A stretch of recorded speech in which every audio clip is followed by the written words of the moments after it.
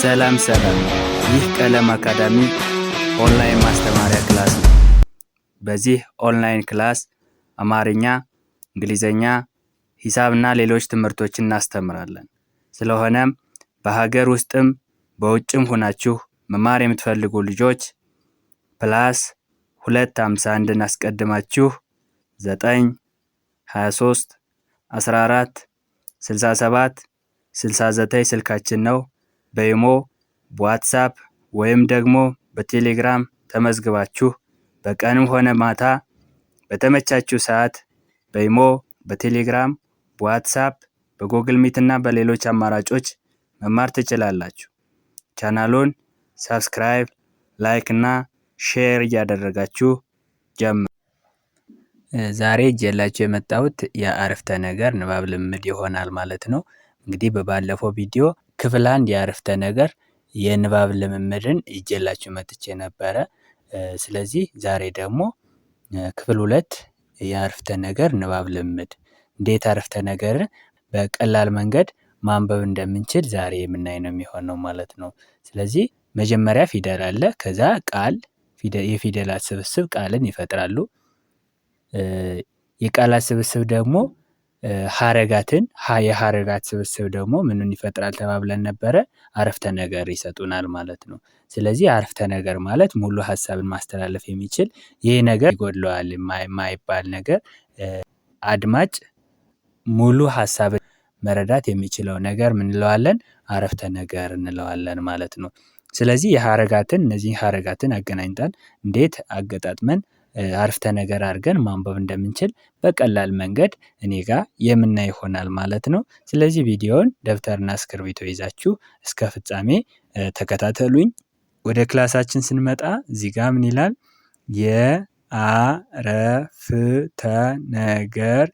የአረፍተ ነገር ንባብ ልምምድ የአረፍተ ነገር ንባብ ልምምድ ይላል። ስለዚህ የተለያዩ ብዙ አረፍተ ነገሮች አሉ። እነዚህ አረፍተ ነገሮችን እንዴት እንደምናነብ እናያለን ማለት ነው። ኦኬ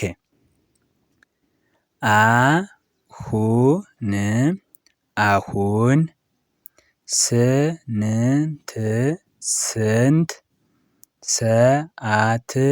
ሰዓት ነው? አሁን ስንት ሰዓት ነው? አሁን ስንት ሰዓት ነው? ኦኬ አሁን ባለ 3 ሆሄ አንድ ቃል ነው። ሁና ን ባለ 3 ሆሄ አንድ ቃል ነው። ከአ ቤተሰብ መጀመሪያ ነች። ሁ ከሀ ቤተሰብ ሁለተኛ ነች። ን ከነ ቤተሰብ ስድስተኛ ነች። አሁን ስለዚህ አሁን አንድ ቃል ነው። ስንት ደግሞ ሌላ ቃል ነው። ስለዚህ ከአንድ ቃል እና ከሌላ ቃል መካከል ምን ያስፈልጋል ተባብለን ነበረ? ቦታ ርቀት ያስፈልጋል ማለት ነው። ቦታ ያስፈልጋል ማለት ነው። ስለዚህ ከአንድ ቃል እና ከሌላ ቃል ቦታ ያስፈልጋል። ስለዚህ መሃል ላይ ቦታ ካለ እነዛ ቃላትን የብቻ ነው የምናነበው ማለት ነው። አሁን ስንት ሰዓት ነው? ስንት ስንል ባለ 3 ሆሄ ቃል ነው። ስ ከሰ ቤተሰብ ስድስተኛ፣ ን ከነ ቤተሰብ ስድስተኛ፣ ት ከተ ቤተሰብ ስድስተኛ። አሁንም ሰዓት፣ ይህ ደግሞ ሰዓት ይላል። ሰ ከሰ ቤተሰብ መጀመሪያ፣ አ ከአይኑ አ ቤተሰብ አራተኛ፣ ት ከተ ቤተሰብ ስድስተኛ። ነ ከነ ቤተሰብ መጀመሪያ፣ ው ከወ ቤተሰብ ስድስተኛ። ይሄ ደግሞ ስርዓተ ነጥብ ነው። ጥያቄ ምልክት መልስን የሚፈልግ ነገር ሲሆን መጨረሻ ላይ የምናስቀምጠው ነገር ምን ይባላል? ጥያቄ ምልክት ይባላል ማለት ነው። ከስርዓተ ነጥቦች ውስጥ ጥያቄ ምልክት ነው ማለት ነው። ቃላትን አገጣጥመን አሁን ስንት ሰዓት ነው ብለን ማንበብ እንችላለን ማለት ነው። ኦኬ እዚህ ጋር ስንመጣ ትምህርት መማር እወዳለሁ። ትምህርት መማር እወዳለሁ። ትምህርት ባለ 5 ሆሄ አንድ ቃል ነው። መማር ባለ 3 ሆሄ ሌላ ቃል ነው። እወዳለሁ ባለ 5 ሆሄ ራሱን የቻለ አንድ ቃል ነው። ስለዚህ ትምህርት ብለን ያው ቦታ አለን። ጋፕ ወይም ስፔስ ሰጠናል። መማር ብለን አሁንም ስፔስ ሰጠናል። እወዳለሁ ብለን 4 ነጥብ ተጠቅመናል። 4 ነጥብ ደግሞ ከ4 ነጥቦች ውስጥ የምንጠቀመው ለምንድነው ማለት ነው? ለሙሉ ሀሳብን ለሚያስተላልፍ ነገር ሀሳቡ ሙሉ ነው ለማለት የምንጠቀመው ስርዓተ ነጥብ ነው ማለት ነው። ኦኬ ስለዚህ እነዚህ 3ቱ ቃላትን ትምህርት፣ መማር፣ እወዳለሁ የሚሉትን አገጣጥመን ስናነብ ትምህርት፣ መማር፣ እወዳለሁ፣ ትምህርት፣ መማር፣ እወዳለሁ የሚል አረፍተ ነገር እናገኛለን። ኦኬ ወደ ትምህርት ትምህርት ቤት እየሄዱ ነው። ወደ ትምህርት ቤት እየሄዱ ነው። ወደ ትምህርት ቤት እየሄዱ ነው። ወደ ዳይሬክሽን ጠቋሚ ቃል ነው። ወደ ባለ 2 ሆሄ አንድ ቃል ነው። ከዛ ቦታ አለን። ትምህርት ባለ 5 ሆሄ ቃል ነው። እዚህ ጋር እንደተነጋገርነው ቤት ባለ 2 ሆሄ ቃል ነው። እየሄዱ ባለ 4 ሆሄ ቃል ነው። ባለ 2 ሆሄ ቃል ነው ማለት ነው። ስለዚህ ወደ ትምህርት ቤት እየሄዱ ነው። እነዚህ 5ቱ ቃላትን አንድ ላይ አገጣጥመን ስናነብ ወደ ትምህርት ቤት እየሄዱ ነው የሚል አረፍተ ነገር እናገኛለን ማለት ነው። ኦኬ እዚህ ጋር ስንመጣ ጓደኛዬን ላገኘው እየሄድኩ ነው ብለን 4 ነጥብ። ጓደኛዬን ላገኘው እየሄድኩ ነው። ጓደኛዬን ላገኘው እየሄድኩ ነው። ጓደኛዬ የሚለው ባለ 5 ሆሄ ቃል ነው። ጓ ከገ ቤተሰብ 8ኛ ነች። ደ ከደ ቤተሰብ መጀመሪያ፣ ከኛ ቤተሰብ 4ኛ፣ ከየ ቤተሰብ 5ኛ፣ ከነ ቤተሰብ 6ኛ።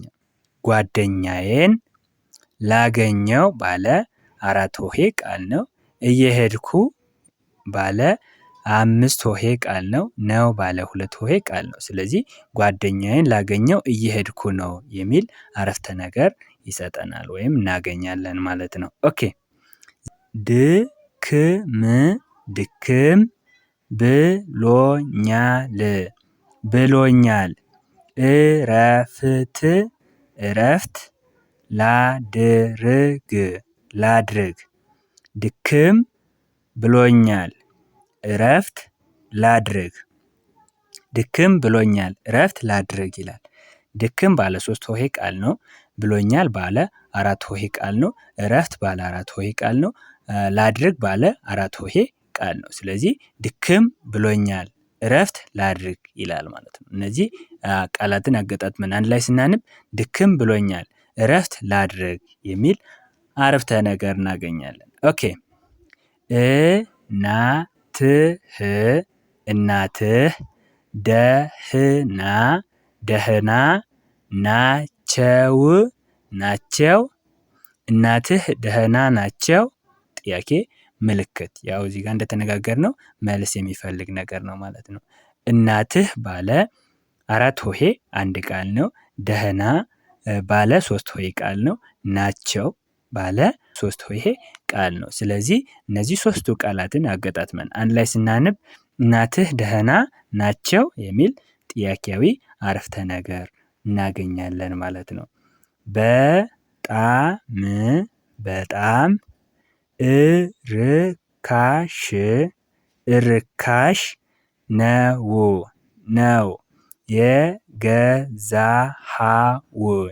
የገዛኸው። በጣም እርካሽ ነው የገዛኸው። በጣም ባለ 3 ሆሄ ቃል ነው። እርካሽ ባለ 4 ሆሄ ቃል ነው። ባለ 2 ሆሄ ቃል ነው። የገዛኸው ባለ 5 ሆሄ ቃል ነው። ስለዚህ እነዚህ አራቱ ቃላትን አንድ ላይ አገጣጥመን ስናነብ በጣም እርካሽ ነው የገዛኸው የሚል አረፍተ ነገር እናገኛለን ማለት ነው። በጣም ጥሩ። እሺ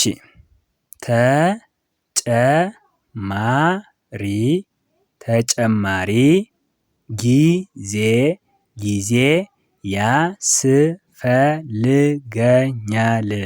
ያስፈልገኛል። ተጨማሪ ጊዜ ያስፈልገኛል። ተጨማሪ ባለ 4 ሆሄ አንድ ቃል ነው። ጊዜ ባለ 2 ሆሄ ቃል ነው።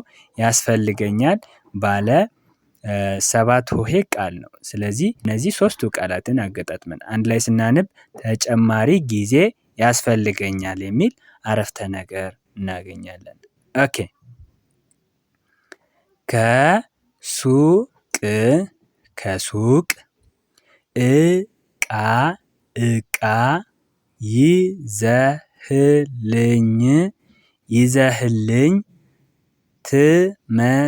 ትመጣለህ። ከሱቅ እቃ ይዘህልኝ ትመጣለህ። ከሱቅ እቃ ይዘህልኝ ትመጣለህ።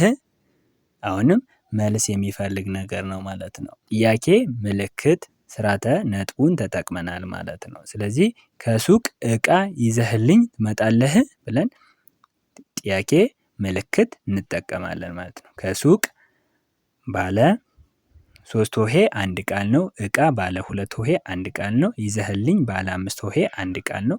ትመጣለህ ባለ 5 ሆሄ የራሱን የቻለ ሌላ ቃል ነው። ስለዚህ 1 2 3 4 እነዚህ አራቱ ቃላትን አንድ ላይ አገጣጥመን ስናነብ ከሱቅ እቃ ይዘህልኝ ትመጣለህ የሚል አረፍተ ነገር እናገኛለን ማለት ነው። ኦኬ በጣም ጎበዝ በርታ እሺ ብለን በጣም ጎበዝ በርታ እሺ በጣም ጎበዝ በርታ እሺ በጣም ባለ 3 ሆሄ አንድ ቃል ነው። ጎበዝ ባለ 3 ሆሄ ሌላ ቃል ነው። በርታ ሌላ ባለ 3 ሆሄ ቃል ነው። እሺ ባለ 2 ሆሄ ቃል ነው። ስለዚህ በጣም ጎበዝ በርታ እሺ ኢንስፓይሪንግ ፍሬዝ ይባላል። እንደዚህ አይነት ቃል የሚያነሳሳ የሚያበረታታ አረፍተ ነገር እንለዋለን ማለት ነው። በጣም ጎበዝ በርታ እሺ ይላል። በጣም ጎበዝ በርታ እሺ ይላል። ኦኬ የቤት ስራ አለብኝ የቤት ስራ አለብኝ።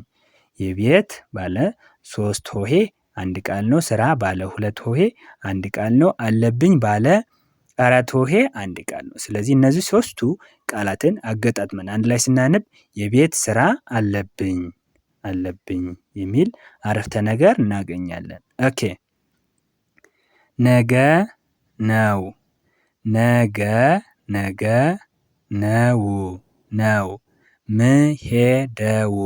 ምሄደው ነገ ነው ምሄደው። ነገ ባለ 2 ሆሄ ቃል ነው። ነው ባለ 2 ሆሄ ቃል ነው። ምሄደው ባለ 4 ሆሄ ቃል ነው። ስለዚህ እነዚህ ሶስቱ ቃላትን አንድ ላይ ስናነብ ነገ ነው ምሄደው ይላል። ነገ ነው ምሄደው። ኦኬ ምቹ አየር ንብረት አለው። ምቹ አየር ንብረት አለው። ምቹ አየር ንብረት አለው። ምቹ ባለ 2 ሆሄ አንድ ቃል ነው። አየር ባለ 3 ሆሄ ቃል ነው። ንብረት ባለ 4 ሆሄ ቃል ነው። አለው ባለ 3 ሆሄ ቃል ነው። ስለዚህ ምቹ አየር ንብረት አለው የሚል አረፍተ ነገር እናገኛለን ማለት ነው። ኦኬ እንግዲህ ቤተሰቦች እንዴት አረፍተ ነገራትን በቀላሉ ማንበብ እንደምንችል በዚህ ቪዲዮ በደንብ መረዳት ችለናል ማለት ነው። ያሉትን ቃላትን አገጣጥመን በፍጥነት መጥራት ስንችል ምን ይሆናል ማለት ነው? አረፍተ ነገር ይሆናል ማለት ነው። አረፍተ ነገር ይሆናል ማለት ነው። ለዚህ ሁላ መንስኤ ግን አንደኛ ፊደል ማወቅ፣ ከዛ ቃላትን ማወቅ፣ ቃላትን እንዴት ማንበብ እንደምንችል ማወቅ አለባችሁ። ከዛ 2 እና ከዛ በላይ ያሉ ሀረጋትን አገጣጥመን እንዴት አረፍተ ነገር ማድረግ እንደምንችል ደግሞ ያው እዚህ ጋርም ሰርተንላችኋል። ዛሬም አይተናል። ከዚህ በፊትም በክፍል 1 ላይ አይተናል ማለት ነው። ቪዲዮውን ያላያችሁ ገብታችሁ ማየት ይኖርባችኋል። ስለዚህ የዛሬ ክላሳችን ይሄንን ይመስላል። አማርኛ፣ እንግሊዘኛ፣ ሂሳብና ሌሎች ትምህርቶችን በአጭር ጊዜ ውስጥ ማወቅ ከፈለጋችሁ ስልካችን ከታች አለ። ደውላችሁ በውስጥ መስመር ገብታችሁ መማር ትችላላችሁ። ቪዲዮ ከተመቻችሁ ላይክ፣ ሼር አድርጉ። በቀጣይ ክላስ ከምንገናኝ ድረስ በያላችሁበት ሰላማችሁ ይብዛ። ባይ ባይ።